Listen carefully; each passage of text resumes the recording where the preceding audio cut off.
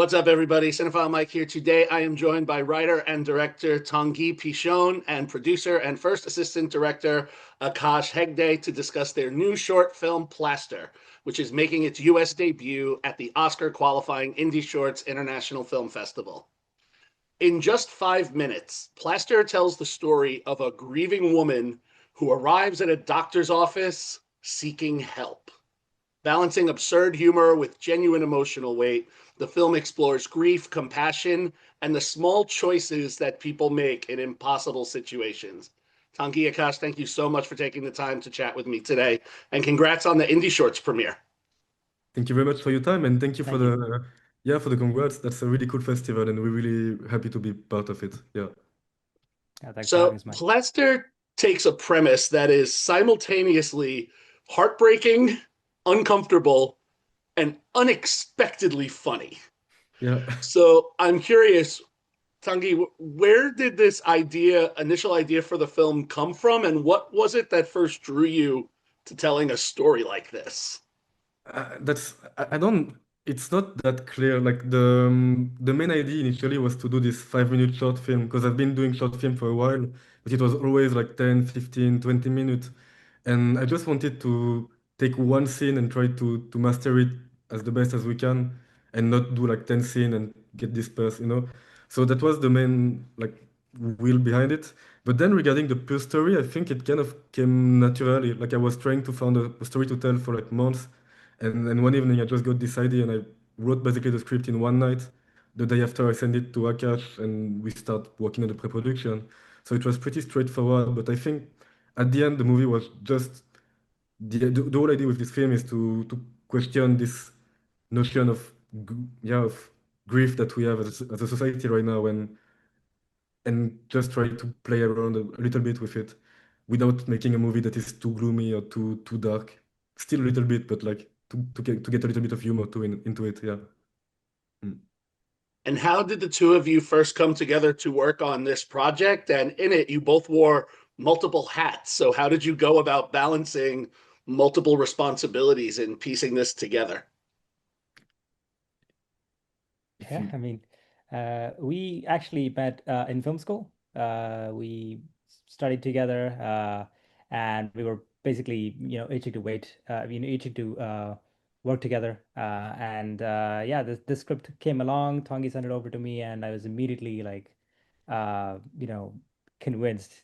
This was such a great screenplay. Like you said, it combined and blended grief, dark comedy, and so much thematic material with that dry humor and a very strong message. So we started working on it immediately, and as you know, it's a low budget short. You have to wear multiple hats to make it work. We wanted to keep the crew as minimal as possible, and that's how low budget shorts work anyway. So yeah. yeah, like Akash did, I think, first AD, producer. You did kind of some Ricky too. You were part of basically the Yeah, whole yeah. pre-production was handled by Akash and I and like at the end I kind of did only directing and writing and editing. No, it's not and color grading. Okay, no, and we and did, we did coloring a lot of stuff. and Yeah, we yeah. did a lot of stuff. Like Yeah, that, I yeah, saw I those was credits. There was more yeah, than just writing and directing. I I was watched those trying to remember. credits. Oh, we did a lot of yeah. Okay, and, no, and, fair. and Yeah, the most important thing of all, which is actually fund the film. So yeah, yeah, and this yeah. So your cast, Paula Lindblom and Kevin McNally, they carry so much through these subtle expressions and really restrained performances. What were your conversations like with them as you worked to make sure you were able to balance the film's humor with the So grief? So it was pretty straightforward with Kevin. He has like 50 years of experience, so it was pretty straightforward. I give him a few notes, but he he was already into the characters really quickly without any note, and so it was a few like adjustments, but really, really like not a lot of discussion around it. And regarding Paula, it was just some discussion about the characters and where this pain is from, but both of the both of the actors they're really really good and they were like pretty straightforward into that. They came with proposition and the first one was working so well that pretty much went full into it. Yeah. And as you were filming, and I'm curious to know the conversations the two of you had with your cinematographer, with Chris Mhm. Carcelle, I couldn't help but notice the film you chose to present it in that old school like 4:3 aspect Yeah. ratio with like the curved edges that reminded me of so much television I watched as a child. Mhm. I'm dating myself there. So what were those conversations like, and what made you feel that this was the right format to tell this story? I, I shot my last three short film in this format for like a simple reason is that there is two simple reasons actually. Most of my movie they're character driven, and so we don't really need that much space to tell the story of these characters. Typically for Plaster, like the movie is centered about these two characters, their emotion, and we don't really need we need to be focused on them, not of the rest of the screen. And that kind of brings us to the second reason is money. Like it's so much cheaper to shoot in 4:3. Basically, we cut half of the screen, and so it's we can put everything in this screen. Because I my first short film we shot in anamorphic 2.35 something. Mhm. Yeah, so it was really large, and you need a lot of stuff to fill this space, you know. So like that's why like yeah this format. I've been doing my last project with this format because I really like it, the character-driven tattoo of this movie. But yeah, like money is a big part of it too in some way. Yeah. And And regarding the discussion, yeah, sorry, no, mhm. no, and regarding the discussion, I think it was one of the first thing we discussed with Chris is like 4:3 is going to save us so much like time and money and everything. Like yeah, so it was one of the first thing that came up in the discussion. And I'm sure production-wise Akash as is well, one of the Chris. producers. Money, watching that money is very important. Yeah, yeah, yeah, yeah, yeah, yeah. Absolutely. And working with Chris again was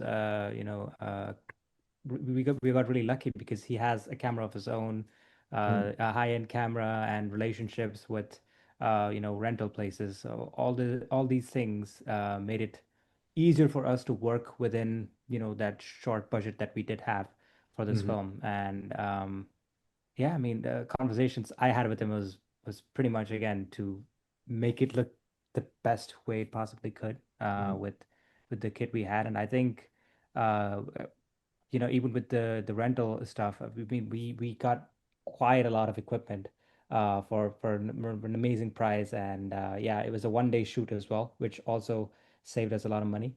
mhm. And yeah, I mean, performances wise, we've already spoken about it, but we had stellar, actors who were able to deliver and get everything in that one day. So production wise, it was very smooth. I love that Eliott Schaer's score is used so sparingly. You have the music pop up at these key moments, and the majority of the film really just embraces the silence and the awkward pauses. So, how did you go about finding that right musical tone? So that's probably one of the most simple music that we did for my because I work with Eliott Schaer for like three short film now already, and that's definitely the most simple music in terms of amount of music, amount of time that we have to cover, even in terms of technicality. But that's definitely the most hardest experience that we had in terms of shaping the music and the atmosphere of the movie because everything is so, as you say, like it's one scene, there is a lot of silence, and it was we had to be so precise of when we when the note has to hit, when the music has to start, when it has to change. And basically, like what we did is that I spent a few days, like weeks at his studio, and we were just like watching the movie again and again, changing a little bit the music, adding some stuff, being like, oh, it's too much, and then like reducing again. And it was just like trying to find this balance that took us a while actually. And no, it's brilliant because like the he did a really good job on this one because that's way more hard than it seems actually, like to have this minimalist type of soundtrack. Now, following the film screenings, it's had a few screenings in the UK, and now it's making its Mm. US debut at Indy Shorts. For both of Yeah. you, what excites you the most about sharing the film with American audiences now? So I think we want to see because that's a really, in some way, it's a really British movie.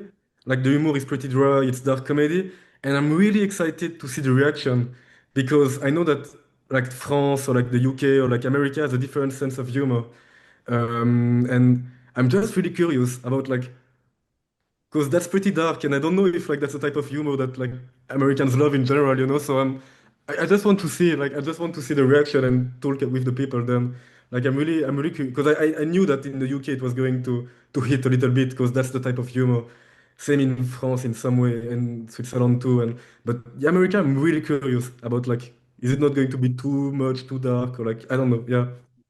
Mm, Like I think that's the beauty of the story of the film that, because also it's 5 minutes, it kind of has a very high rewatchability, uh, mm, because you every time you watch it, you end up coming, out with a different perspective. You may have a very different perspective when you think about the doctor's point of view. You have a different perspective when you think about Joanna's point of view, right? So from what we've seen with the audience reaction here in the UK, there have been a few chuckles towards the end. There have been a few, wow, I felt that, kind of conversations with people.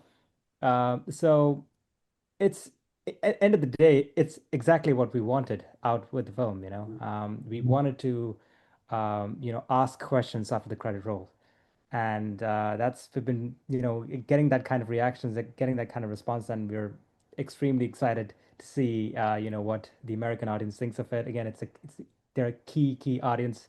They're one of the biggest in the world. So yeah, very excited to see what they think of the film and how they process it. is it going to eat or no? Yeah, that's basically the yeah. For both of you, as you continue your filmmaking journeys, I love asking this question. I kind of ask this every interview I do. While working on Plaster and thinking about what your next project is going to be, whether it's a short film, a feature film, wherever you're going to go next, what would you say was one best practice you learned about your work that you look forward to carrying into a future project, and one learning curve you might try to avoid when you move into your next project? Mhm. That's a I don't know if you want to tough start. question. It's a I'm big question. thinking. No, I Uh, save it so for the end.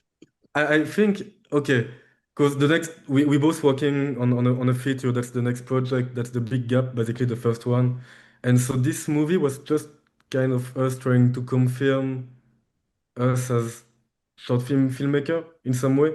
Like, because if you can master one scene that can hold on a movie for 5 minutes, I imagine 70 scenes like that put together. That's like that was kind of the idea. So for me, I think the most hard part is that usually my short film they're like mini feature put in a short. And this one, it was like this idea of having a short film that is just one scene and that work without a really big story of if. And I think yeah, that was the biggest learning path how to direct and how to write a movie like that, and how to find like how to have some. Because I'm a pretty visual director too. I love when things look cool in general, and I have my aesthetic that I've been carrying for years now. And it was pretty hard to bring this story that is really simple and really cold in my style too. And I think I pretty much achieved that. So yeah, that was the biggest challenge for me. I think trying to do something that I could like with this really simple story that I wrote, but like yeah, it was and the thing that the learning curve you said, um, I think it's about being a little bit less stressed on set, but not in like a panic way, more in like enjoying a little bit more. Because that was a really like under pressure set, like 11 hours one day. Right. And if we missed one this day, I was going to lose a lot of money and I was going to lose a lot of time and everybody was going to lose time. So like one day shoot can be pretty stressful and just enjoying a little bit more next set, I think. Yeah, for me. Yeah, to add to what Tanguy said, I think my biggest takeaway from this film, production-wise, was how simple we kept everything. I think Plaster demanded that kind of simplicity, and it shows. I think I would want to, keep that going forward, even in the future, to keep things simple, not convolute too much. Don't um, plan well, of course, because planning is everything in film, Mm-hmm. but don't over plan or overcomplicate the simple things. One of the reasons why the production went as smoothly as it did is because we kept it very, very simple. And in terms of learning curve, I'd say, managing budgets, it's always a major learning curve. The smaller the budget, it is tougher to manage, right? So I think it is one of the key learning curves for me personally to have such a small budget, and when you have legendary actors come on board, like Kevin McNally, you know, uh, how do you still manage to keep everybody, happy on set, and make sure there's no there's no hierarchy that is being set. So I think we were very lucky that that did not happen, and such a everybody was so kind, so giving, and we had such a creative collaboration of sorts rather than a product, right? So the major learning curve for me will still be to manage budgets, and I think feature will be a big one, and there'll be a lot more to learn. Okay, yeah. Yeah. Yeah. So in addition to, you know, appreciating the humor, what is something that you hope stays with the audiences after they spend this 5 minutes in your world? Uh, so I think for me, just this idea of like if something or someone seems a little bit weird or like absurd or like or like just like chaotic, I don't know, like before like judging them or it too harsh, like just to have a little bit step back and trying to think like, okay, like maybe I don't get everything and that's fine. Like let's act with empathy basically. And yeah, it just basically like you cannot like understand everything that happen around you, but sometimes you just have to be like nice to people and it help a little bit. Yeah, I think that's kind of one of the message, yeah, of the movie. Yeah, that's a great question, and to ask questions about grief, about mental health. Mm, When we speak of medical personnel, we don't really think about what they're going through when they, look at these, patients day in, day out, with various mental disorders. You know, who is taking care of the doctor's mental health, right? Mhm. And how are they processing grief? How are they processing death? Because their job is to be desensitized with everything, and Mhm. with years of practice, they are desensitized. But there still comes, a day where you're encountering a child's death, right? mm, And how do Mhm. they cope with that? How do they process that? So that's one of the questions from, if you think about it from a doctor's point of view, that's one of the Mhm. questions from mother's point of view. Um, Especially when you're a young mother, you lose a kid. Um, how do you cope with it, right? mm, Um, the world's at you, it moves too fast, and how do you come to terms with the fact that the child's gone? Uh, we're trying, one of the things that stands out and blends with the whole message is the humor. Because of Mhm. humor, I think it sticks a little mm, bit longer, the message. Because usually when you shout it out loud, people don't want to like, people listen to it, but it doesn't, retain. But when mm. you, impart the same message with humor, it tends to stick a little bit longer. And that was really the Yeah, goal. So yeah. yeah, yeah. Well, Tanguy, Akash, thank you so much for taking the time to chat with me today. For those watching, Plaster is screening as part of the Quirky Tales program at Indy Shorts. We'll include links in the description below for screening information and additional details and social media links for the film. For everyone watching, if you enjoyed this conversation, please make sure that you subscribe to the channel so that you don't miss any other interviews, filmmaker ones like these, festival coverage, spoiler free reviews, including my one of Plaster, you can find on my website, cinephilemike.com. And as always, I am here to remind you to take a break and watch something new. Tanguy and Akash, have a wonderful day and safe travels and enjoy Indiana. Thank you very much. We will. Thank you. Thank Thank you, you. Mike. Absolute pleasure to be here.